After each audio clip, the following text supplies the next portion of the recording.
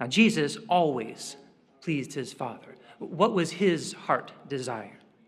And turn with me, please, over to Hebrews chapter 10, and let's look at verse 7. Hebrews 10:7, then I said, look, I have come. In the scroll it is written about me to do your will, O God.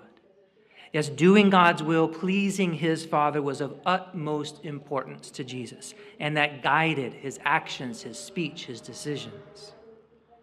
Well, when our relationship with Jehovah is strong, pleasing him becomes very important to us, more important than satisfying our personal preference or our opinion or demanding our rights.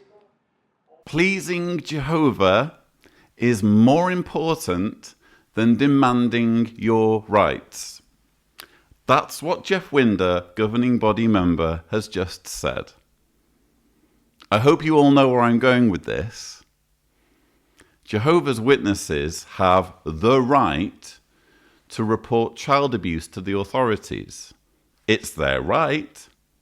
They can do it. Elders are to remind families in those situations that it is their right to report abuse to the authorities if someone is abusing a child. But here's the thing. Is it going to please Jehovah if you insist on your rights, or you demand your rights, or you act on your rights? Interesting, isn't it? So even though you have a right and it is your right to do something, really it's not your right to do that thing, because who cares whether it's your right or not if you're going to make Jehovah sad? And this is why the Jehovah's Witness policy on child abuse is so messed up, because no matter what they write down, it's the culture that matters. They can write down, elders will remind parents that it's their right to notify the authorities in instances of abuse. They can write that down and it looks very reasonable. But then you have the culture, as Jeff Winder has just described there, where Jehovah's Witnesses are terrified of insisting on their rights.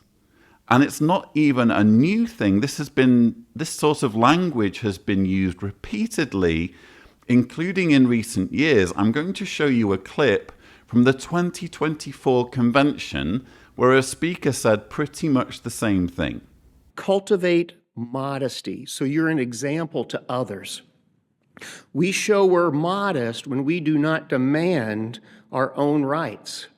People can watch us and tell if we're modest by our actions and by our dress and groomings. So this is where context is important, folks. And I can understand why this sort of thing would just pass by most Jehovah's Witnesses and they wouldn't think about it. Oh yeah, it would be wrong for us to insist on our rights. And they think about it in some kind of benign way or in some kind of inconsequential situation where it is the right for someone to sit somewhere, but maybe they should give up their seat for someone else. I don't know, that sort of thing. They don't think about the permutations of what Jeff Winder is saying. What he's saying, he means. He means you may have the right to do something, but you could still make Jehovah sad if you insist on that right. And of course, that's going to extend to such things as reporting abuse to the authorities.